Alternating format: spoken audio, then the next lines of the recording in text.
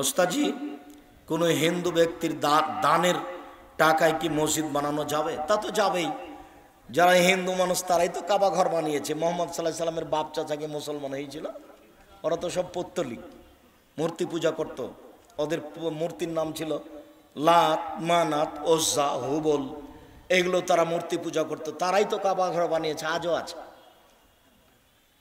যদি চোখ হাজ্জাজ ইবনে ইউসুফ আব্দুল্লাহ ইবনে জুবায়ের ভেঙে নতুন করলে, আবার হাজ্জাজ ইবনে ইউসুফ আগের পরিধিতে করেন। হিন্দুদের টাকা মসজিদ লাগাতে কোনো সমস্যা নেই, হিন্দুদের টাকা দিয়ে ইফতার করাতে কোনো সমস্যা নেই। বুখারীতে একটা বাব মাদ আছে কাবুল হাদিয়াতুল মুশরিকিন, হিন্দুদের হাদিয়া নেওয়া সম্পর্কে।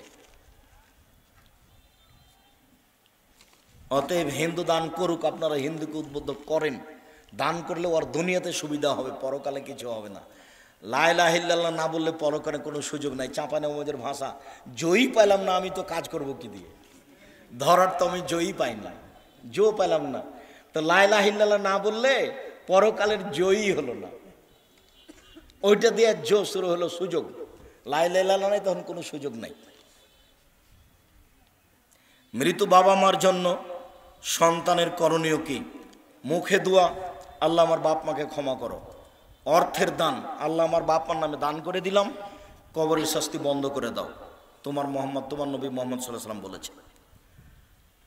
আমি আমার স্ত্রীকে 5 বছর পূর্বে 3 তালাক দেই। এই 5 বছরের মধ্যে অন্য কোথাও তার বিবাহ হয়নি। এখন আমি তাকে পুনরায় বিবাহ করতে চাই। এ অবস্থায় শরিয়া মোতাবেক বিধান জানতে চাই। আপনি তাকে বিবাহ করতে পারবেন না, অন্য কেউ বিবাহ করবে, তার ইচ্ছে মতো কোনো দিন তালাক দিবে, তারপরে আপনি তাকে বিবাহ করবেন। পৃথিবীতে আর নারী নাই, এটাই কেন আপনার মাথায় আসলো?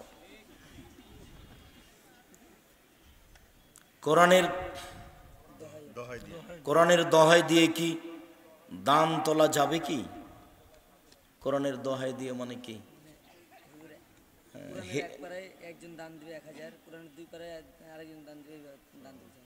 ও, কোরআনের দোহাই দিয়ে 1 পারাতে দান দেবে, এত 2 এর তো নোংরা কথা।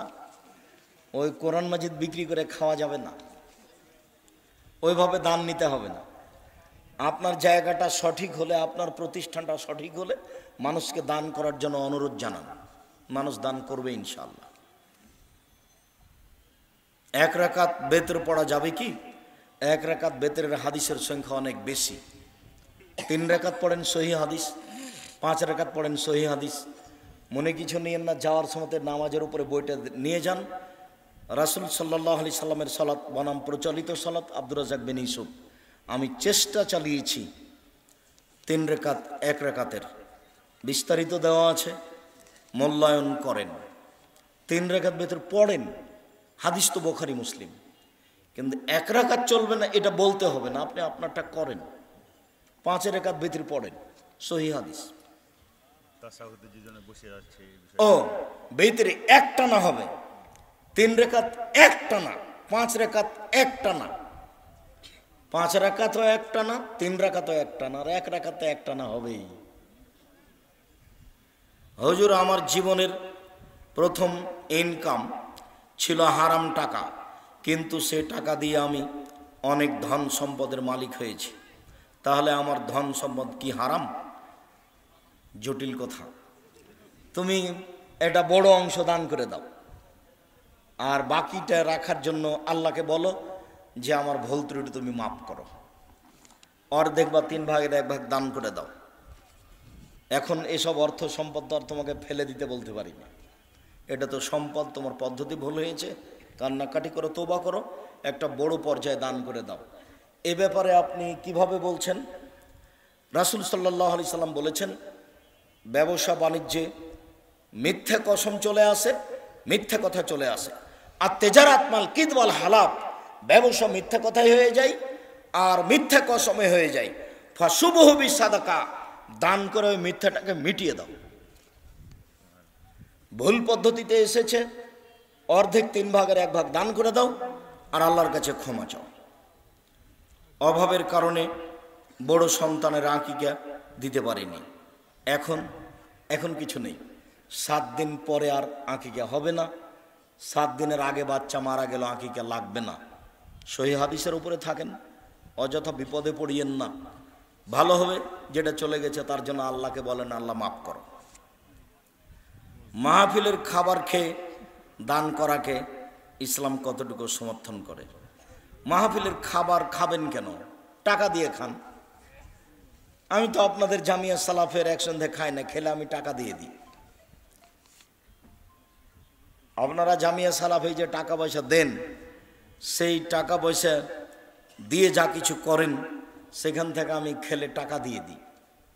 মাহফিলে এসেছেন, খাবেন, টাকা দিয়ে দিবেন।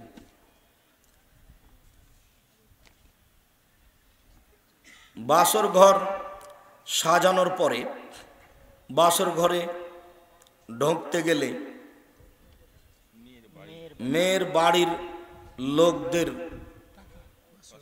বাসর ঘর টাকা দিয়ে কিনে নিতে হয়, না হলে ঢুকতে দেওয়া হয় না। এইটা তো আমাদের এলাকাতে নেই। এটা তো খুব নোংরা জঘন্য কথা। রাজশাহী চাঁপাইনবাবগঞ্জে বিবাহের শুরু থেকে এমন কোনো কাজ নাই যেটা জায়েজ, সবই হারাম। তার মধ্যে এটা আজকে অবগত হলে এটা আরো একেবারে ন্যাক্কারজনক, নোংরা, হারাম। এই ছেলেরা, যুবকেরা শোনো, এই নীতিতে আজকে পেশাব করে দাও। বলে দিলাম যে এই নীতিতে পেশাব করে দিলাম। জীবনে কোনোদিন আমাদের সমাজে, আমাদের বাড়িতে এই নীতি ঢুকবে না ইনশাআল্লাহ। 10, 15, 20 বছরের মধ্যে মানুষ যেন ভুলেই যায় যে এটা কি নীতি। 20 বছর আগে যেমন ভুলেছিল, কেউ জানতো না এটা কি। তোমরা এমনভাবে ছেড়ে দাও যাতে করে মানুষ 20 বছর পরে বলে যে এটা যে কি, আমরা কোনোদিন শুনিনি, এরকম যেন হয়ে যায়। একটা গরুর সমস্ত বডি কি খাওয়া হালাল? যা রুচি তাই খাও, ও প্রাণী হালাল। আমি প্রতি মাসে 5-6 লাখ টাকা কামাই করি। কই, তুমি যে একদিনে জামিয়া সালাফে যাওনি গো, কি ব্যাপার? তুমি কৃপণ আছো না কি, না আমার উপরে হিংসে আছে? দেখো, আমার মনে বড় সাদ, আমি এদেশের মাটিতে উন্নত মানের প্রতিষ্ঠান গড়বই করবো ইনশাআল্লাহ। সেটাই জামিয়া সালাফিয়া। আমি আমার প্রাণের প্রতিষ্ঠান বলতে চাচ্ছি না, আমি বলছি তোমার প্রাণের প্রতিষ্ঠান। তুমি তাকে প্রাণ দিয়ে ভালোবাসো, সেখানে শিরক নাই, সেখানে বিদাত নাই, সেখানে কোনো দলীয় নীতি নাই। দল মুক্ত, শিরক মুক্ত, বিদাত মুক্ত এদেশের ভিন্ন ধরনের প্রতিষ্ঠান, একমাত্র আল্লাহকে সন্তুষ্ট করার জন্য। আল্লাহর কসম, আল্লাহর কসম, এখানে সরিষা সম পরিমাণ কোনো স্বার্থ আছে তা আমি জানি না। কিন্তু সবাই আমার কাছে থেকে টাকা খায়, ধার নিয়ে কেউ টাকা ফেরত দেয় না। এখন আমার করণীয় কি?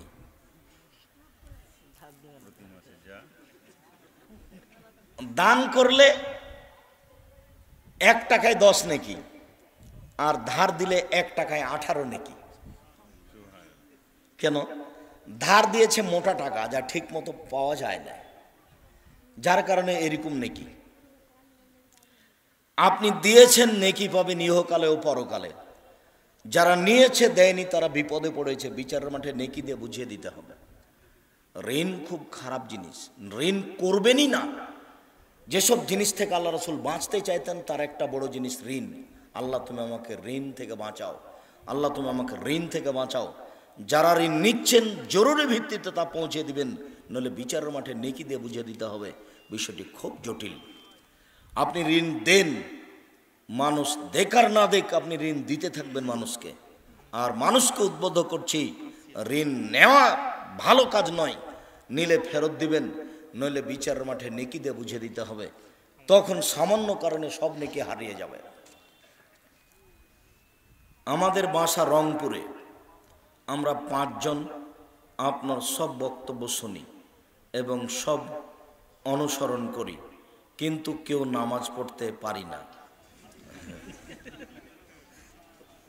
মৃত ব্যক্তিকে কবরে নামানো এবং রাখার সঠিক নিয়ম কি? মৃত ব্যক্তিকে অজু দিয়ে গোসল দিতে হবে। অজুর পূর্বে পেট টিপে পেশাব পায়খানা বের করা যাবে না, নিষেধ, বিদআত। নখ কাটা যাবে না, গোপ কাটা যাবে না, পরিষ্কার পরিচ্ছন্ন করা যাবে না। যা আছে এই অবস্থায় ওযু দিতে হবে, গোসল দিতে হবে 3 বার 5 বার 7 বার, খুব ভালো করে পানি গরম করে বড়ই পাতা দিয়ে আর নাহলে সাবান দিয়ে হাত দিয়ে ডলে ভালো করে পরিষ্কার করতে হবে ঝকঝকে করে। তারপরে 3টা কাপড় সাজাতে হবে, মহিলা পুরুষ সবার 3 কাপড়। লাশটা উঠিয়ে দিয়ে ডান দিকের কাপড় উঠিয়ে বাম দিকের কাপড় উঠিয়ে জানাজার পূর্বে কোনো বক্তব্য চলবে না। চেয়ারম্যান একটা, মেম্বার একটা, এমপি একটা, অমুক অমুক, এইভাবে কোনো বক্তব্য চলবে না। অতিরিক্ত যে কর্জের ঋণের কথা 2-1টা বাক্য এরকম হতে পারে। তারপরে যেদিকে পা থাকে সেদিক থেকে লাশটা নামাতে হবে। তাহলে কোন দিক থেকে হলো? দক্ষিণ দিক থেকে। ওই প্লেসে কবর সাজাতে হবে। নিরুপায় হয়ে ডান দিক থেকে এক পাশ থেকে নামিয়ে দিতে হবে, এটা শরীয়ত বিরোধী আমল। সহিহ হাদিস, যেদিকে পা থাকে সেদিক থেকে নামাতে হবে। বিসমিল্লাহি ওয়া আলা মিল্লাতি রাসূলিল্লাহ সাল্লাল্লাহু আলাইহি ওয়াসাল্লাম। পুরো ডান কাতে, একবারে পুরো লাশটাকে কবরের ওয়ালের সাথে লাগিয়ে দিয়ে ডান কাতে রাখতে হবে, মুখটা নয়, পুরো ডান কাতে। ঘুমানো যেমন, কবরে রাখা তেমন। মৃত ব্যক্তিকে কবরে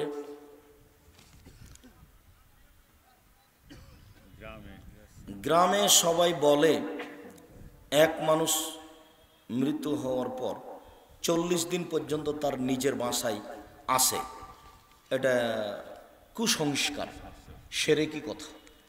চলে গেছে, আসবে কি করে? এটা কোনো কথা হলো? এটা কুসংস্কার, হিন্দুয়ানা নীতি। এই নীতি রাখবেন না। ওই ঘরে বাতি জ্বালাতে হবে না।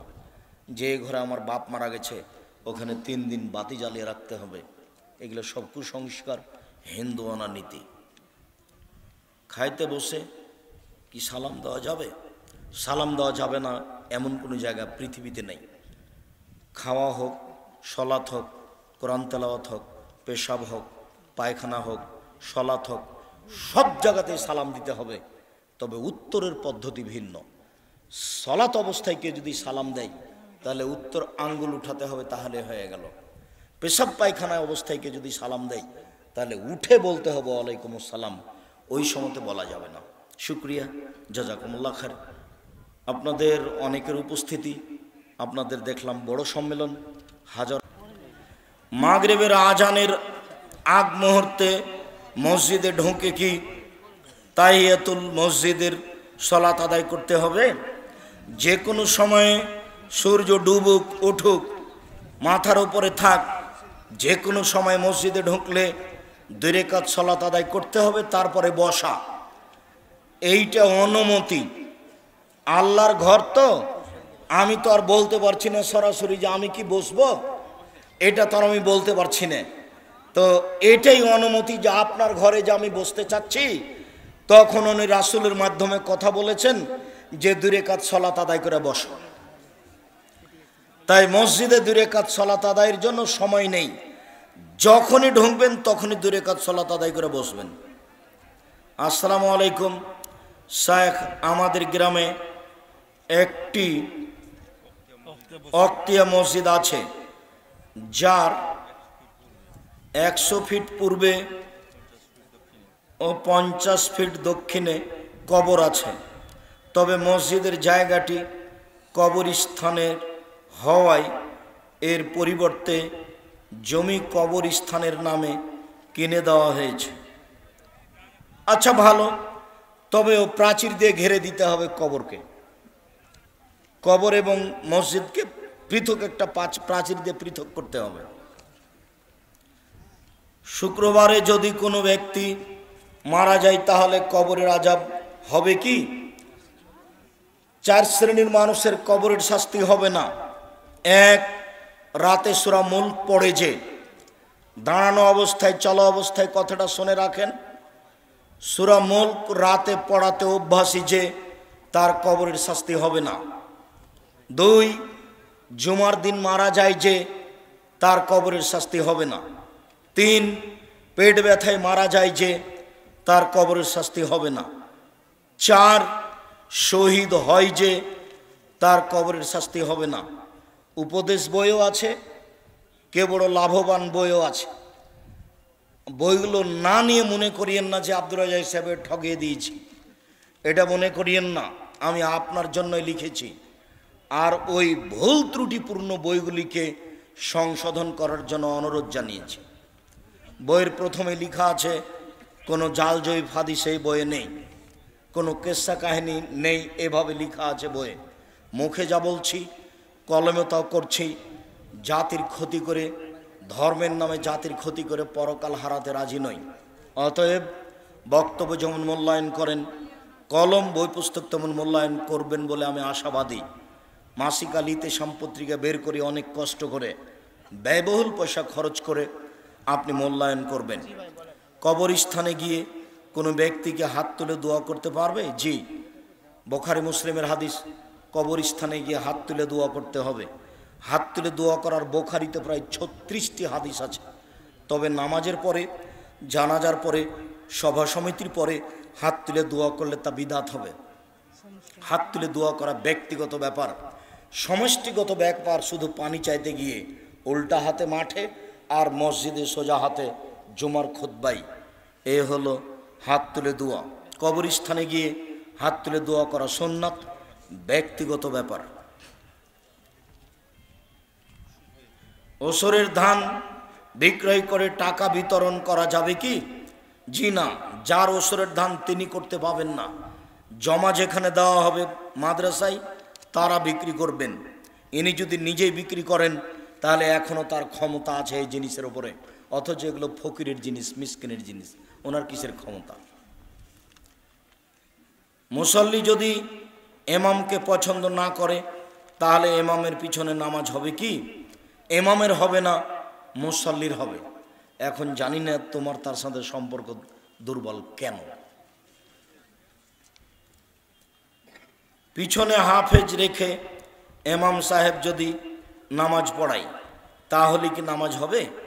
হাফেজ মানেই কোরআন হাদিস জানা, এ কথা ঠিক নয়। যার জন্য হিফজখানা আমি খুলতে নিষেধ করছি। হিফজখানা খুললে সেখানে কেতাবখানা দুটো থাকতে হবে একসাথে। মুখস্থ করালেন, কিছুই বুঝলো না, তাহলে আপনি কি করলেন?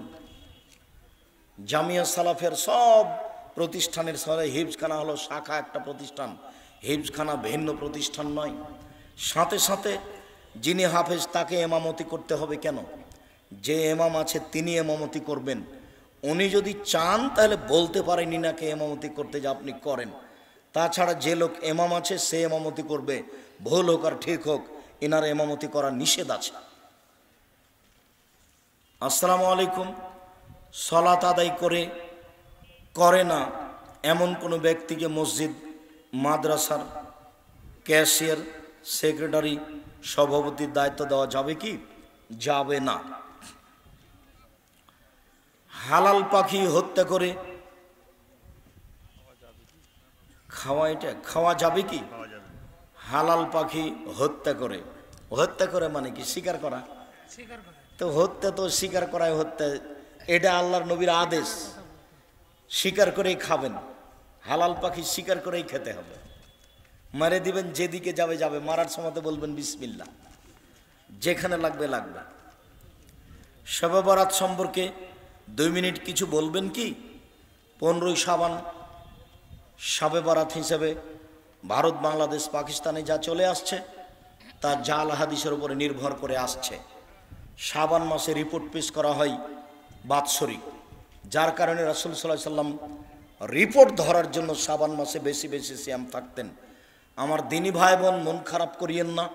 অনেক মাঝাবি ভাই থাকতে পারেন, আমি আপনাকে মন খারাপ না করার জন্য অনুরোধ জানাচ্ছি। সবাইকে উদ্বুদ্ধ করেন শাবান মাসে বেশি বেশি সিয়াম পালনের জন্য। খাস করে একটা করলেন, তার প্রমাণে কোনো সহি হাদিস থাকলো না, তখন হয়তোবা জাতি ক্ষতিগ্রস্ত হলো, আপনিও হলেন। একাধিক সহি হাদিস শাবান মাসে বেশি সিয়াম থাকা। আমরা আপনাকে অনুরোধ করছি, আজ থেকে শাবান মাসের সিয়াম শুরু করেন। আর অনেকে প্রথম থেকে শুরু করেছে, আপনি মনে করিয়েন না যে আমি শুধু 15ই শাবান থাকি, যার কারণে কেউ প্রথম শাবান থেকে থাকে না। এই বাংলাদেশের মাটিতে হাজারো পুরুষ নারী আছে যারা কোন দিন থেকে সিয়াম শুরু করেছেন? 1 তারিখ থেকে, শাবানের 1 তারিখ থেকে। আপনি শুধু 15ই থাকবেন এর কথা এই নয় যে সারা দেশ থাকে। হাজারো পুরুষ নারী বাংলাদেশে আছে যারা কবে থেকে শুরু করেছে সিয়াম? শাবানের 1 তারিখ থেকে। আর আজকে যদি জিজ্ঞাসা করি যে সাবানের কয় তারিখ, আপনার জানা নাই, শুধু খালি আপনি হুড়াহুড়ি করছেন 15ই সাবান নিয়ে। আল্লাহর হস্তে মানুষকে বিপাকে ফেলিয়েন না। আমরা 15ই সাবানের 200টি হাদিস আছে, সবটি জৈব জাল মনে করাই, মানুষকে এর প্রতি আমল করতে বলি না, বরং একাধিক সহি হাদিস সাবান মাসে বেশি বেশি সিয়াম পালন করার রিপোর্ট ধরার আশায় ওটাতেই মানুষকে আমরা উদ্বুদ্ধ করি, ওর প্রতি আমল করার জন্য অনুরোধ জানাই। সূরা ফাতিহা না পড়লে নামাজ হবে কি? রাসূল সাল্লাল্লাহু আলাইহি ওয়াসাল্লাম বলেছেন হবে না। অতএব হবে না, এ কথাই ঠিক। আমি একজন মহিলার দুধ পান করেছি, পরবর্তীতে তার মেয়ের সহিত আমার বিবাহ হয়, কিন্তু আমার শাশুড়ি বলে যে আমি তার দুধ পান করি নাই, ইহাতে আমাদের বিবাহের কি হবে? তুমি করেছো এটাই প্রমাণ হলে তোমার বিবাহ বাতিল। আজ থেকেই, এই মুহূর্ত থেকে 1 মিনিট সুযোগ নেই। তোমার শাশুড়ির কথা এখানে গ্রহণ হবে না, তোমার সাক্ষী যেটা দিবে সেটাই চূড়ান্ত।